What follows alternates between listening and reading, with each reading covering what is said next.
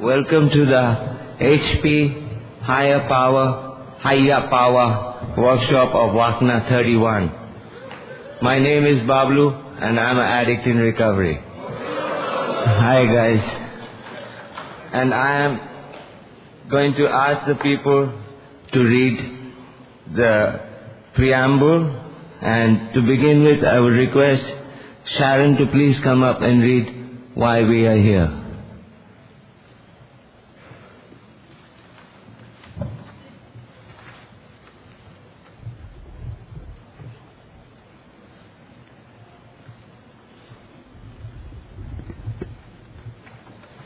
Aloha.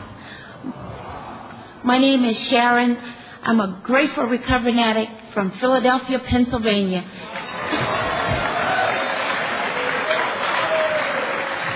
This is my first world convention and I'm still bubbling over. But now, why are we here? Before coming to the Fellowship of NA, we could not manage our own lives. We could not live and enjoy life as other people do. We had to have something different, and we thought we had found it in drugs. We placed their use ahead of the welfare of our families, our wives, husbands, and our children. We had to have drugs at all costs. We did many people great harm, but most of all, we harmed ourselves. Through our inability to accept personal responsibilities, we were actually creating our own problems. We seemed to be incapable of facing life on its own terms.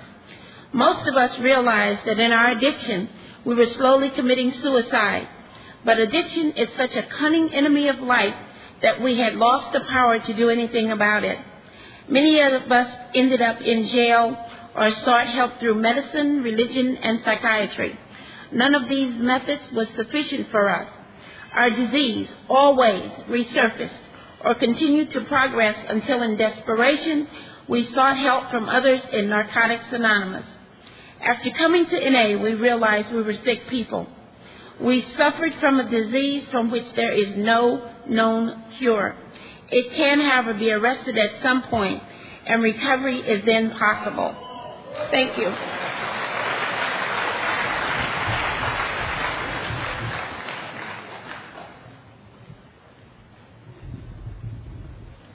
Thank you, Sharon. I would request Chris to read what is the Narcotics Anonymous program.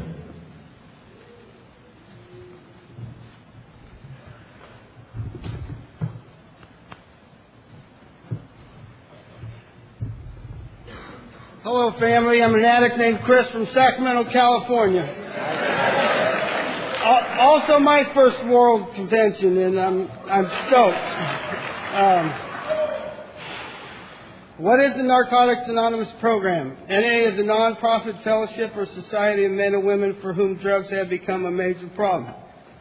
We are recovering addicts who meet regularly to help each other stay clean. This is a program of complete abstinence from all drugs. There is only one requirement for membership, the desire to stop using. We suggest that you keep an open mind and give yourself a break. Our program is a set of principles written so simply that we can follow them in our daily lives. The most important thing about them is that they work. There are no strings attached to NA. We are not affiliated with any other organizations. We have no initiation fees or dues, no pledges to sign, no promises to make to anyone. We are not connected with any political, religious, or law enforcement groups and are under no surveillance at any time. Anyone may join us regardless of age, race, sexual identity, creed, religion, or lack of religion. We are not interested in what or how much you used or who your connections were, what you have done in the past, how much or how little you have, but only in what you want to do about your problem and how we can help. The newcomer is the most important person at any meeting because we can only keep what we have by giving it away. We have learned from our group experience that those who keep coming to our meetings regularly stay clean. Thank you, Chris. You're welcome. Thank you, Chris.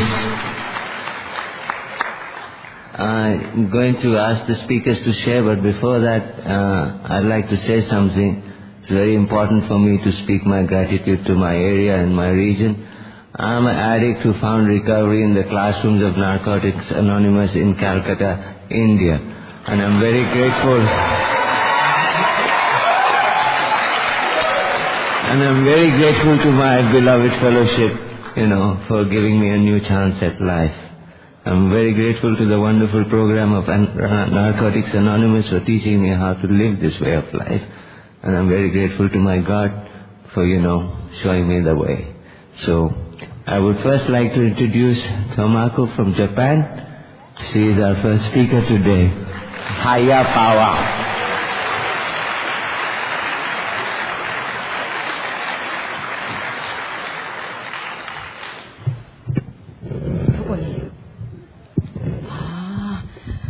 薬物依存者のともこです。いいのかな、喋って。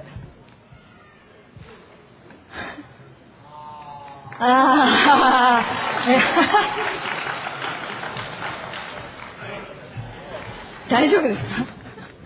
I was in the booth.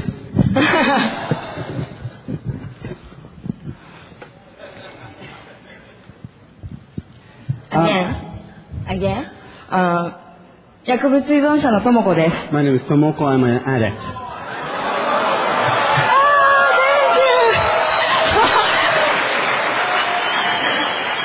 Thank you. 私のハイヤーパワーの話を少しします。I'm going to share my own higher power with you today. 私が NA につながったのは、The reason I was connected to NA program is 16年前、18歳の時でした。that was about 16 years ago when I was only 18. 精神科医に、薬物依存症者だっていう診断を受けました。I was diagnosed with the drug dependency by the psychiatrist. で、NA を知ったんです And that's が、how I came to know the NA program. 私は、それを受け入れることができず、 It was really difficult for me to accept that. NA ミーティングに、NA ミーティングに、使いながら1年間通いました。So I kept going to the NA meetings, but I was still using for another year. ミーティングの中で音楽を聴いていたり、I would be listening to music while in the meeting. 絵を描いたりしていました。I'd be drawing a picture and so forth. そのうち、まだあまり薬をやめていない男のメンバーとくっついて、And then I got hooked up with this male member of the group who was not really stopped using drug yet. 一緒に薬をやめるつもりが、いつの間にか2人で薬を使っていました。We were almost going to quit using drugs together, but before we knew, we were using together. でも、これじゃいけないと思って、 But I knew it was not the way. 薬を一旦切るために、私は精神病院に、彼は施設に戻りました、別々に。So I decided to go back to the institute, to the mental institute, in order to abstain from all drugs. And my boyfriend went back to. 男性は施設。He went back to an institute. でも私がその精神病院に入院している時に彼は、電車に飛び込んで死んでしまいました。But while I was in the mental hospital, my boyfriend actually jumped into the train rail and he got killed. その時初めて自分の病気の責任を、背負うことになりました。That's the moment I realized that I have to take responsibility of my disease. 病気を認めざるを得なかった。I had no other choice but to accept the disease of what it is. でもその時に、私は、葛藤して、すぐ薬をまたひどく使って自殺未遂を繰り返しました。But however, I really couldn't stop the drug right away. I was still suffering a lot, and I almost OD'd myself. I almost committed suicide. でもそれをまさに自殺未遂を繰り返している時に、ひらめいたことがあります。There was one thing that came to me while I was trying to kill myself many times over. もし死んだ彼がお金をたくさん持っていたり、ご飯をたくさん食べてお腹がいっぱいだったり、よく寝ていたりしたら死ななかったんじゃないだろうか。I thought that if my boyfriend had enough money, enough food, enough time to sleep, maybe he didn't have to die.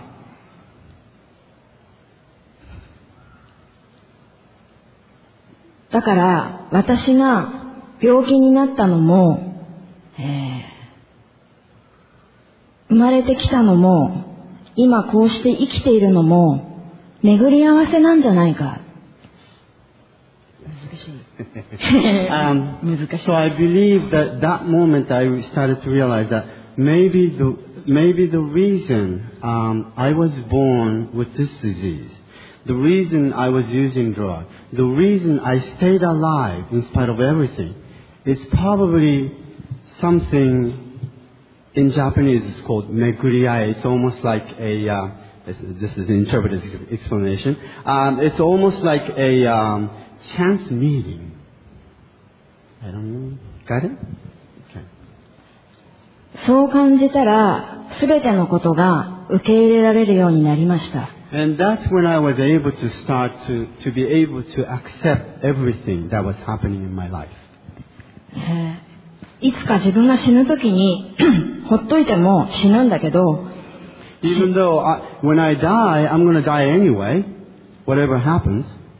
But when I die, 幸せであったと思って死にたいっていうふうに。I like to die at the end of my deathbed. I want to look back and I want to be able to say to myself, I had a great life. I had a happy life. 生まれて初めて思いました。And that was the first time I've ever thought about that. 私は、人生は芸術だと思います。I believe our lives are almost like an art.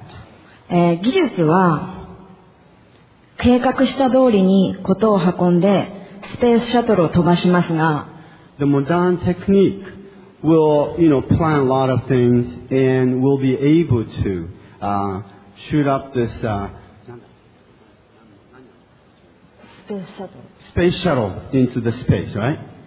芸術は特に日本の焼き物は、その時の気候とか、窯の温度とか、藁が飛び散ってできたものがそのプラスアルファによって美しくなります。 However, the stuff that they make, an artist makes, such as Japanese art of Japanese, it's the China, the baking stuff. That's in the oven, and you plan to bake it, but sometimes it's the temperature, sometimes it's the explosion of the material that makes it not quite complete, and rather has a little spot on the surface, changes the color, whatever. And I believe that it is the art, part of the art. その、プラスアルファの要素、and that is the plus alpha of what you try to plan to complete. がハイヤーパワーだと思います。 And I believe that portion of it, the plus alpha, something that's beyond your planning, I believe is the higher power. Thank you.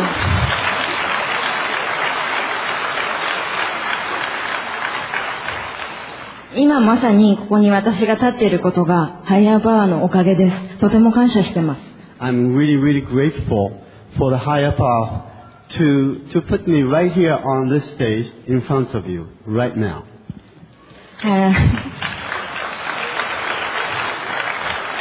今回は、両親と来てます。両親にもとても感謝しています。生まれたことに感謝しています。I came here with my parents this time, and I'm really grateful for them to give me life as well.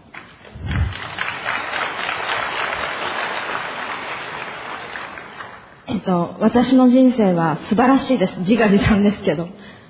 Even though I tell this to myself and everybody else that, my life is wonderful. 皆さんの人生もアートと同じで素晴らしいものだと思います。And I believe each one of you has this wonderful life, such as it's almost like the art that we were talking about earlier.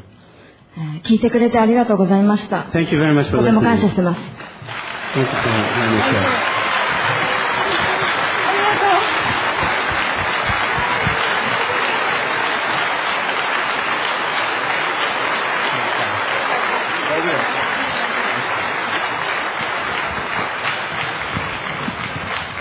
I'm going back to the booth.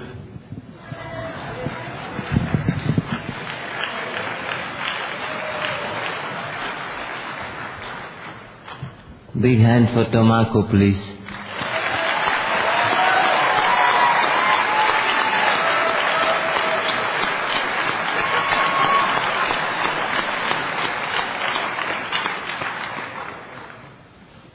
My next speaker is Tom C., who, as luck would have it, is an old friend of Calcutta. And it gives me a real thrill to be able to be the moderator for this meeting, because few short years ago when Tom C. was last in Cal, I was in relapse. I hadn't yet discovered recovery, though I had discovered Narcotics Anonymous. And now that I am in recovery and I'm trying to chair this meeting in which Tom C. is speaking, this is but for the grace of God and the miracle of Narcotics Anonymous, man.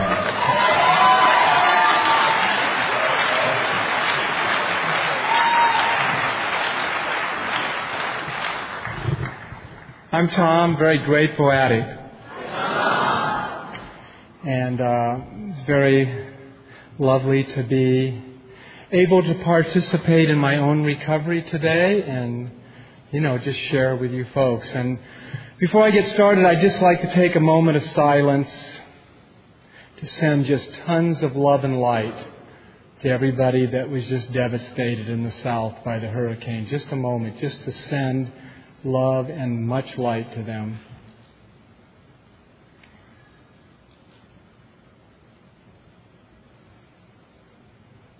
Thank you. Anyway, the thing is, what I was thinking of this morning in meditation, and I kind of told my wife how I was going to I don't really know what I'm going to say, but I kind of saw the direction I was moving in, because this morning I thought, the higher power, that's God, the higher power. It's just wonderful to talk about that and feel that you're blessed by it when everything is really going wonderful. When your relationship is on, when you got money in the bank and you're clean and you're just happy and your friends are loving you and all that. But I got to tell you, I guarantee you, there was lots of people that just lost their homes, that were working the steps, that were sponsoring people, that were in service, that were working a wonderful program with Narcotics Anonymous. And yet this just happened. And I became really aware of this many years ago in my recovery, when I finally got to the point where I really started to have a little bit of understanding of my higher power. Because for many years I really did want, and I've shared this before, I really did want the gold star next to my name, because shucks, I was in recovery. I was doing, trying to do everything NA said and my sponsor said and all that. And I just didn't want anything so, I don't even like to use the word bad and good. I'd rather just look at life, with a view of equanimity, and just things happen, And yet, people like us that are working really good programs and have a really good relationship with our higher power, we do get diagnosed with cancer. We lose loved ones that die. We get blasted by earthquakes, hurricanes, volcanoes, whatever. So where does that leave us in this relationship with a higher power? And for me, what it is, and I've said this before. I've talked about this. I said it at the World Convention in San Diego, and I'll still say it today. With 33 and a half years clean, nothing bad has ever happened to me yet. Okay? Now that's my experience so far in my recovery. It doesn't mean I haven't gone through tons of pain, but my understanding of my God and my higher power is that so far, those things that I have walked through that have been horrendous, and believe me, I just sit there in almost tears watching the news. I couldn't even imagine having that happen and just losing everything like that. But that's life.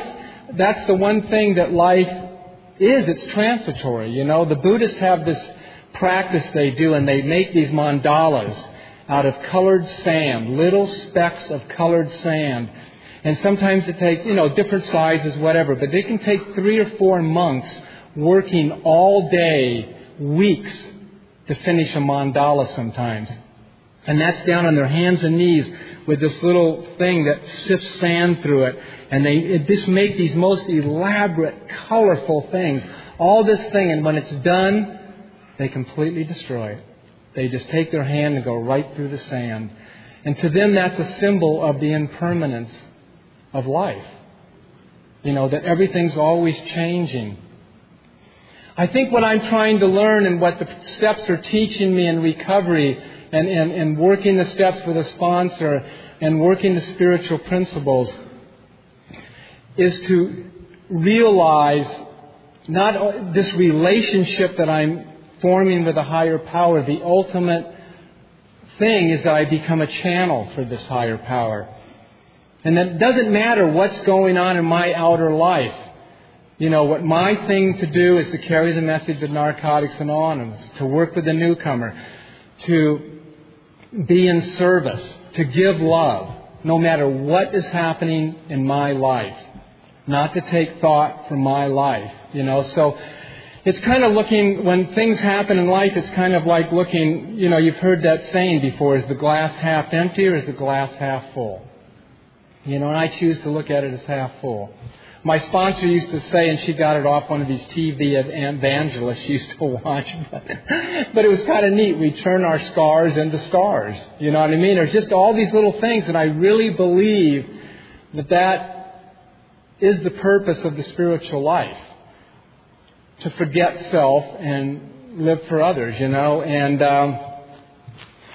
you turn these challenges we have into beautiful things. That's all I know. I've been through heavy stuff in recovery, and I've been through stuff that was really devastating to me. But as I look back, and I stayed clean through it, and I walked through it, and I came to meetings, and I shared about it, and I did this, and I did all that stuff we're supposed to do. On the other side, I came out a more joyful, centered, and peaceful human being. And I shared about, 6 years ago when I was diagnosed with cancer. For the first 2 hours, I was like utterly devastated. You know what I mean? This guy just brought us in. He had he was a doctor in Hilo. What do you expect? You know what I mean? So, he wouldn't be practicing in Hilo if he, was, well, I don't know about that. My wife, I was just going to say, but my wife's a doctor in Hilo. She's a psychologist. She's the best, you know what I mean? And that's where we live. But anyway, this guy didn't really have any compassion. He just walked us both into his office and said, the test came back, you definitely have cancer, prostate cancer. You would definitely 100% be incontinent and impotent the rest of your life. And I said, thank you for sharing. And we walked out the door and we never went back. That was that. And I did research and everything worked out. But those first 2 hours, there was 2 hours there where I was really kind of bummed out, having cancer and stuff like that. But then I remembered, what my life's really about. It's about recovery. It's about stepping up to the plate with the joy, with the love, no matter what's going on. And within 2 hours, I was on the cancer adventure, and we were just going, I'm blessed, I've got cancer, what a gift, let's see where it's going to take us. You know what I mean? And that's what we did.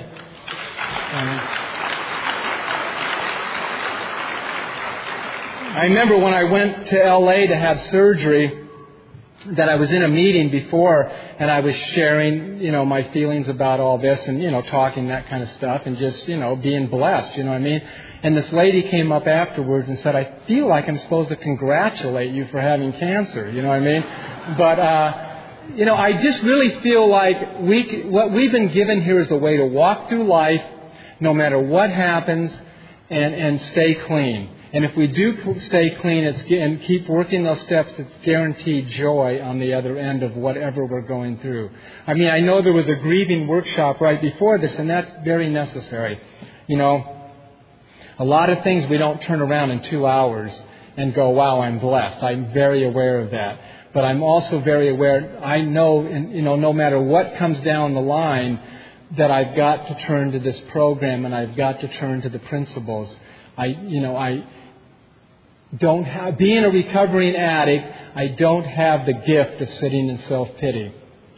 for too long. I mean, it just, otherwise I will use again. I mean, this thing will convince me that my sorrow, my pain, my grief is beyond what anybody else has ever felt, and I will use to get rid of those feelings. So I have to go through whatever process I have to go through with my sponsor and, with these steps. And I got to tell you, I love the spiritual life, and I always call myself a wannabe monk, and I usually wear yellows and oranges and stuff like that because that's what monks wear, and I love that. I love the spiritual life. But when I got prostate cancer, I wasn't ready to give up sex. Just simple as that. I wasn't ready to become a monk, you know what I mean? And yet my sponsor, when he sat with me, he didn't get into feeling sorry about that with me. I'm telling you, he didn't. I was going, but Paul, I'm married to this beautiful woman, and I just love, and she walks in the room, she knocks my socks off, and wow, what am I going to do, and he just had to point out, Tom, in life, and he said, in my meditation room, I got pictures of all these holy peoples, and I have a spiritual teacher that I follow that certain path of meditation with, and I have all and the one thing he just said, instead of getting into my self-pity with me, he just said, Tom, these people that you respect, they're all living, and they live very joyful lives, and that's one of the things they gave up, is that part of life, celibacy, and they, moved on and lived full lives and complete lives, and my own wife told me, she said, I don't know what's going to happen, but you got to know I'm never going to leave you and never be unfaithful to you, so let's just get over it.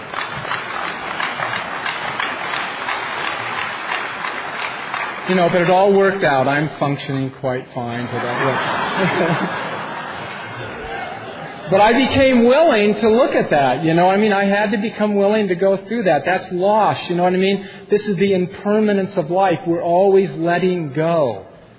On the path, we're always being stripped of something and having to move on. That is what it's about. And sometimes that seems a little scary, but I've come to the point to really believe, and I like what Danny said yesterday, and it's the same kind of stuff that was told me, about helping others, and you help others, and I've had my sponsees do that, get into love and service, do love and action, do something loving for someone, and don't tell them, don't let it be found out you did it, because that was what was told to me in the beginning. And I'll never forget this day. I was driving down the street with my original sponsor in the car, and I remember she just said this thing. She said, a way of telling when you really are getting a glimpse of what this program's about is when you can wake up in the morning and your first thought isn't how do I feel, but it's what I can do for someone else.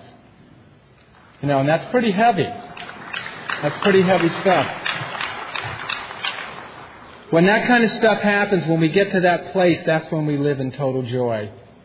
No matter what's going on, we just live in total joy, because we're not concerned with self. And we're not perfect in this program. We're addicts off the street that have come in, and what we're doing is I think we're reawakening to what we always really were and what we were always looking for. I just shot dope and did all that stuff because I wanted to feel better.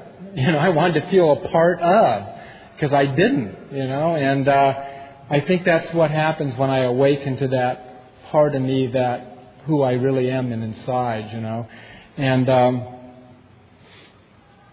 I really do. I remember also one time sitting around, we were traveling around, camping out at different parks and everything like that, and this group of us with this lady that brought me into recovery. I've told that story a million times. I won't tell it today because I always cry when I tell it. But anyway, this was a remarkable person that brought me into the program.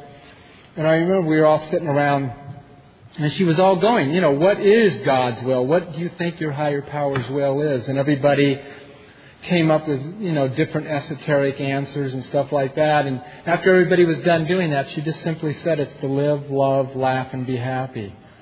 And that's kind of what was said yesterday at the luncheon, joyous and free, the same thing. I really believe that that's God's will for me, for you, for all of us.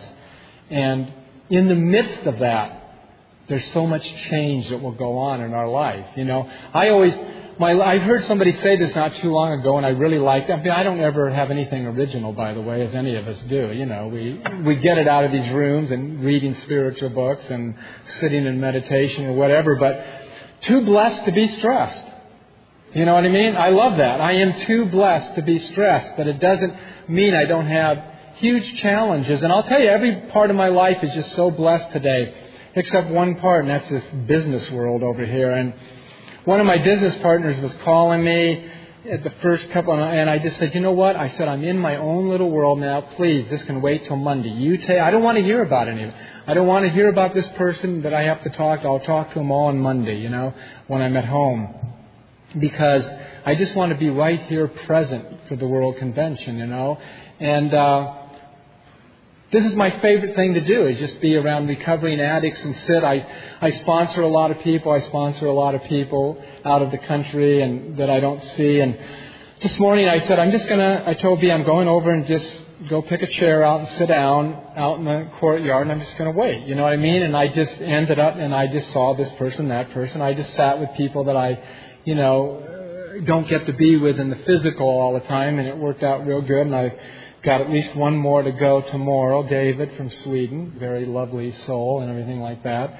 So that's what I love to do. My wife has on my desk, my business desk, she has a sign up there that says "Breathe," and then a picture of when I shared at the World Convention in San Diego, sitting up here. And she said, "Just remember why you're here. You know, when you get all fried out with everything." And it's really a good reminder. You know, just the picture and breathe. Because when I'm breathing, when I'm really there in that breath, you know, and that's why the reason I meditate every day is to get back to the moment, you know, to be with the higher power. Because I'll tell you, I mean,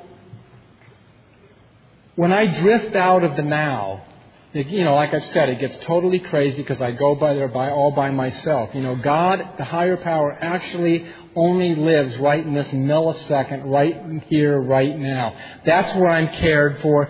That's where I'm loved. So no matter what's going on out there, you know, it's never as bad as my head is making it up to be. I'm not kidding. I don't care what's happened.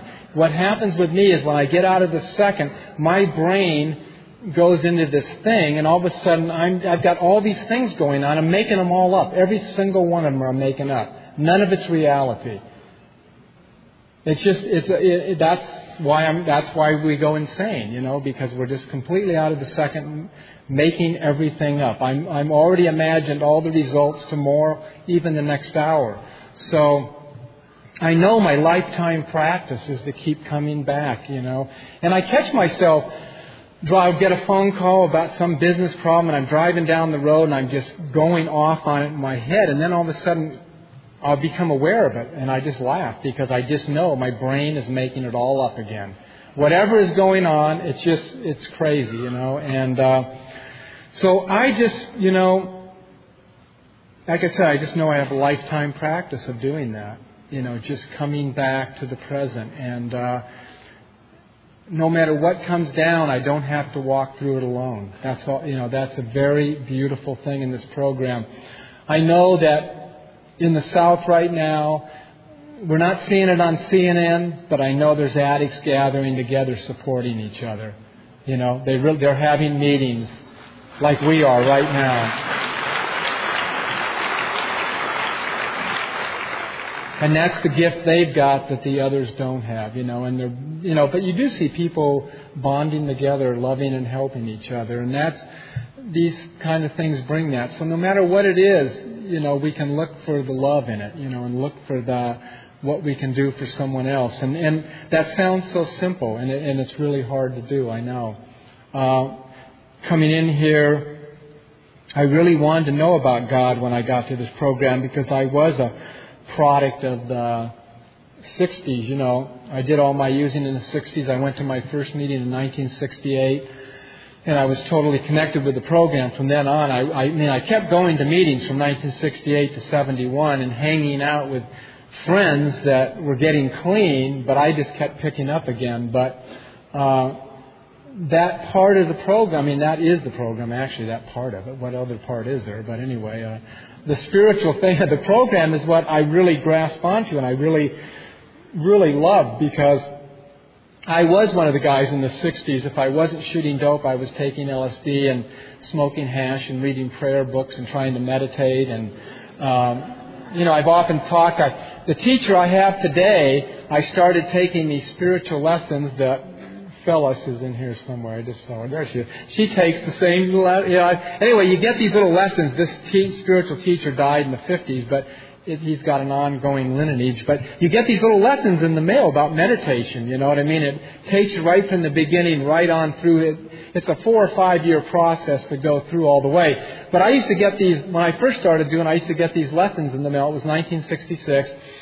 And they used to come, so I used to go shoot methadone and open up my package and then sit down and try to meditate. And it didn't work, It didn't work. And I'm already ADHD to the max, so even clean, it's like a trip to see me. But I actually do. I go sit down and I actually sit every morning and light my little candles. I don't know how that happens, and and it just I'm able to do it for some. It's just over the year, 33 years of sitting. It's finally I can calm myself down a bit. But then once I walk out of the room, I'm totally a multitasker, and I actually have 3 or 4 businesses going at one time, that all have their own challenges and problems and all that. But that's who I am. And my wife works with severely ADHD people, so she can live with me, So those are some of her favorite clients, she says, But we make it work. But I just want to acknowledge Tim from Australia is in this room, I think, and he's 20 years clean today. There he is.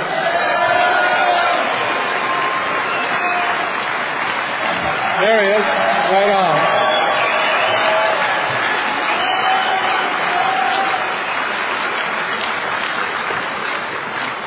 Nice way to celebrate your birthday.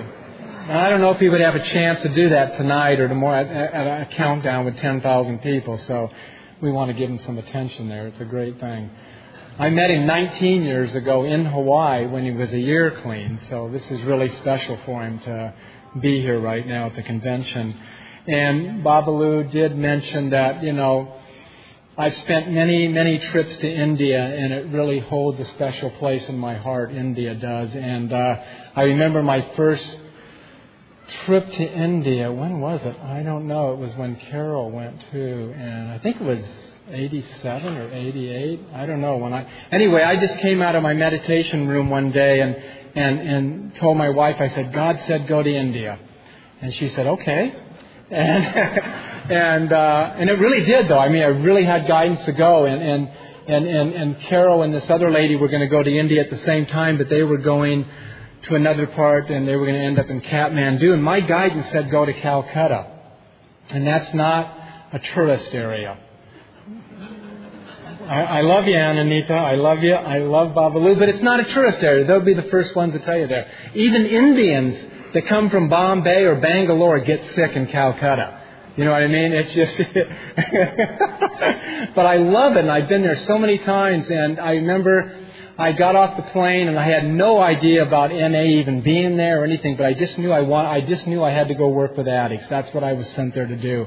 And I went to the Sutter Street, which is kind of a poor part of Calcutta, and then I got a room for like $1 a night. I said, if I'm going to be there, I might as well really just do it right. Of course, when I go now with my wife, we don't do it that way, actually. But anyway, I got in this little room for $1 a night, and I went right to Mother Teresa's place because I just wanted to meet her, at least, and which would have been really neat. But I didn't get to on that trip, but I did many other times. But somehow a nun adopted me and took me around to the deaf and dying and the orphanage where they pick up the people off the street and everything. And I kept saying to her, I want to work with the addicts. Where's some addicts, And she just kind of going, I don't know, But anyway, she took me to this house at the end of the day. It was really, I got to Calcutta at 1 o'clock.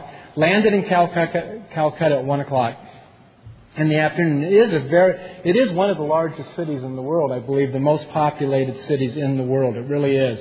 And by 5 o'clock, I was dropped off at this house of this lady, and right across the street in 1 hour, there was an NA meeting. Within 5 hours after being in Calcutta, not even knowing anything, I was led right to Narcotics Anonymous. And it was really a beautiful trip, and I really connected with some people there, and I really got deathly sick. It was really, I got so sick you can't even believe it, you know what I mean? It was just, when I ended up going to Kathmandu to meet Carol and everything, but I mean, it took her a week to find me, because when I had to be carried off the plane, in a wheelchair, and I was just put in some hotel with a doctor, and they started, I was so sick with dysentery, it was unbelievable. But it was really neat. I saw past lives, I saw God, and I mean, one night I knew I was going to die, and it was like, I knew what they meant by hanging on by the last breath and everything like that, and I knew I could leave right then if I wanted to, and I was getting messages, like clear messages for different people back home. It was a trip, you know what I mean? And at the end of the whole thing, I remember walking in, because I kept going to the bathroom and having throw up, diarrhea, and I remember one time walking by the mirror, and my stomach was flat, and I said, wow, that's cool, because I hadn't eaten it. I'd been throwing up and diarrhea for a week, you know what I mean? And I went, wow, what a gift that is, you know what I mean? But anyway, B and I are going to the APF in Thailand in February, and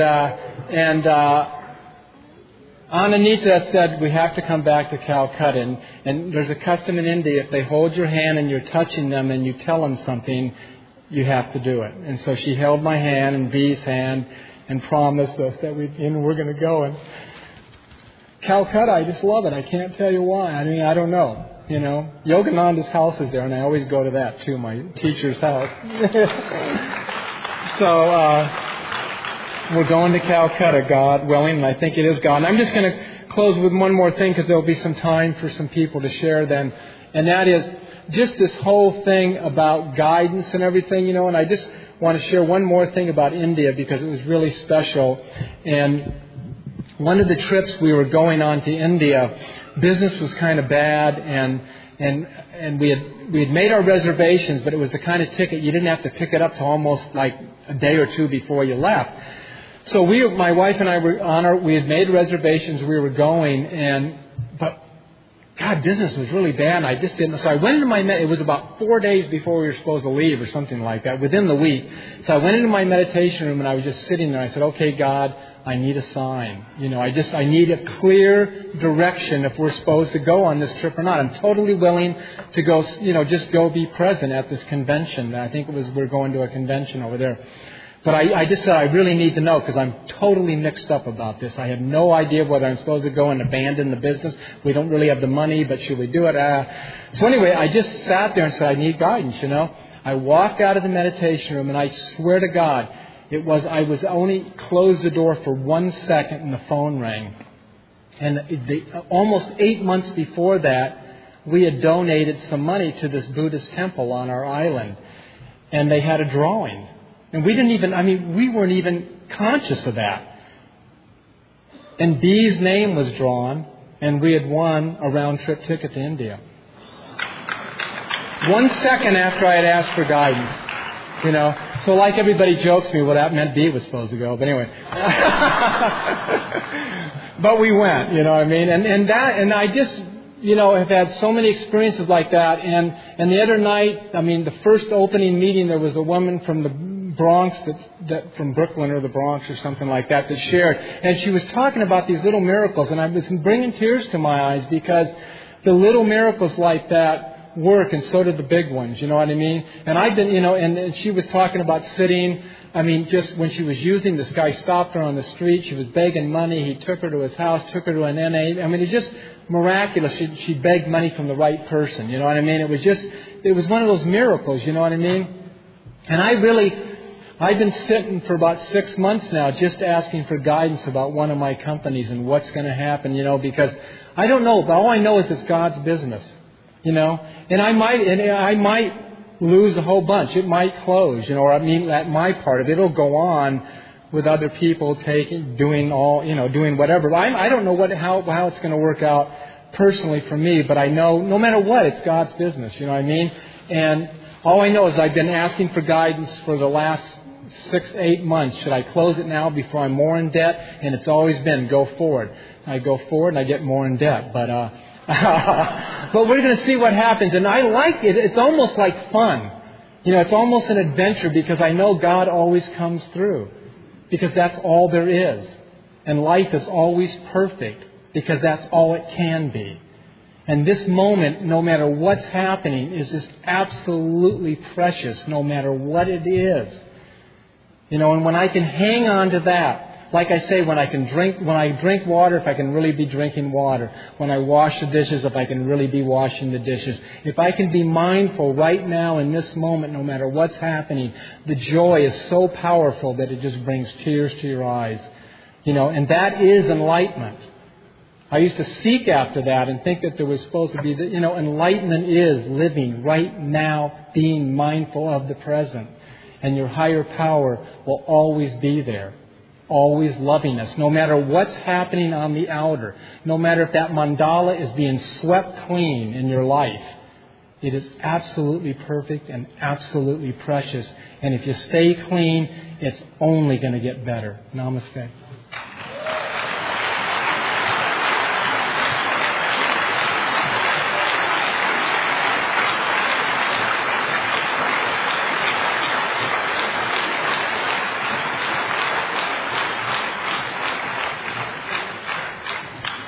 Thank you, Tom. Bees kept a board on Tom's work table which says breathe. I'm going to tell myself breathe, Bablu, because you have blundered. And my recovery tells me, this is your fellowship, admit it to them, they are always forgiving, they will forgive you. And my disease tells me, justify your mistake. This is your fellowship. You can manipulate them. My blunder is that before we started the meeting, I forgot to ask everyone to say the serenity prayer. So I will request everybody now to observe a moment's silence and we will say the serenity prayer together.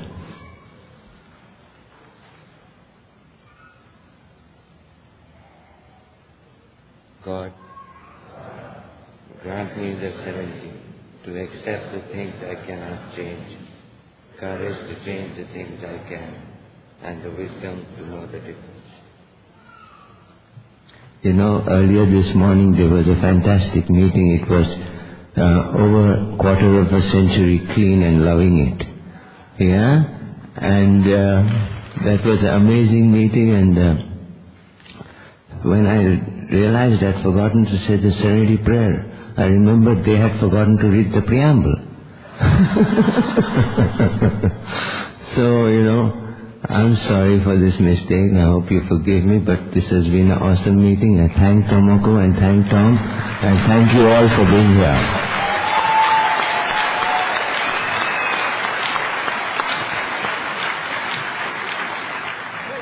I would request Ulu of the Hawaii Fellowship to please come up and read Just for Today.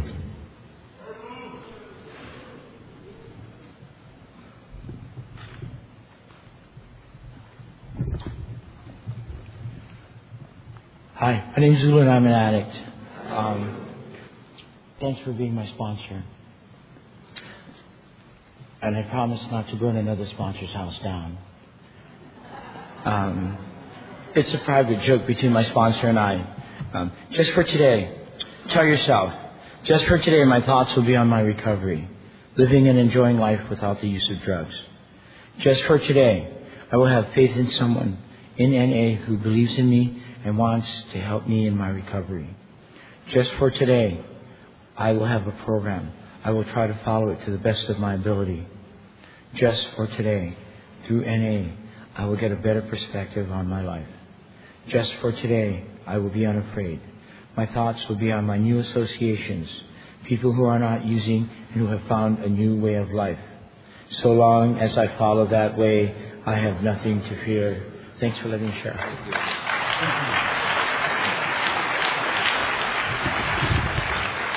Thank you, Program Subcommittee of WACNA, for giving me this opportunity to chair this meeting. It's a thrill and an honor and a privilege beyond my wildest dreams. I thank the Hawaiian Fellowship for giving me and my wife such a loving welcome in Honolulu. Aloha and mahalo.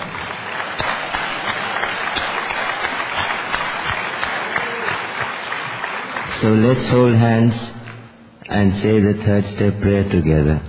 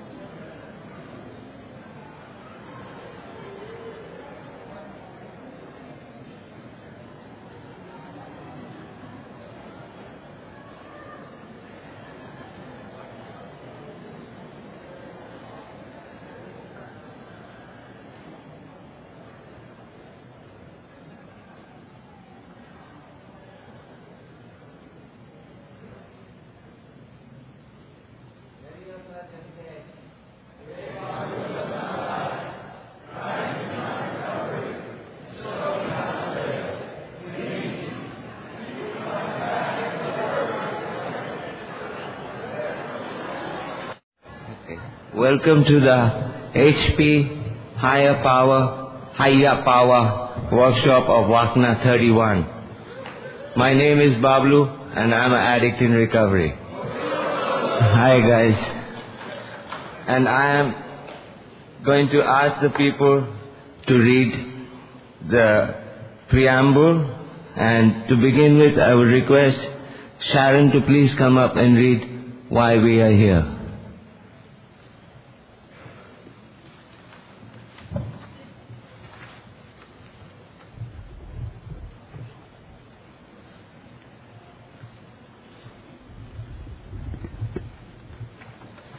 Aloha. My name is Sharon. I'm a grateful recovering addict from Philadelphia, Pennsylvania.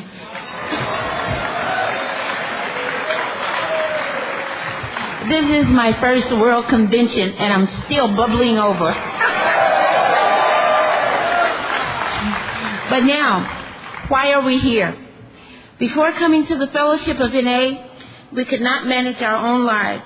We could not live and enjoy life as other people do. We had to have something different, and we thought we had found it in drugs. We placed their use ahead of the welfare of our families, our wives, husbands, and our children. We had to have drugs at all costs. We did many people great harm, but most of all, we harmed ourselves. Through our inability to accept personal responsibilities, we were actually creating our own problems. We seemed to be incapable of facing life on its own terms. Most of us realized that in our addiction, we were slowly committing suicide. But addiction is such a cunning enemy of life that we had lost the power to do anything about it. Many of us ended up in jail or sought help through medicine, religion, and psychiatry. None of these methods was sufficient for us. Our disease always resurfaced or continued to progress until in desperation we sought help from others in Narcotics Anonymous. After coming to NA, we realized we were sick people. We suffered from a disease from which there is no known cure. It can, however, be arrested at some point, and recovery is then possible. Thank you.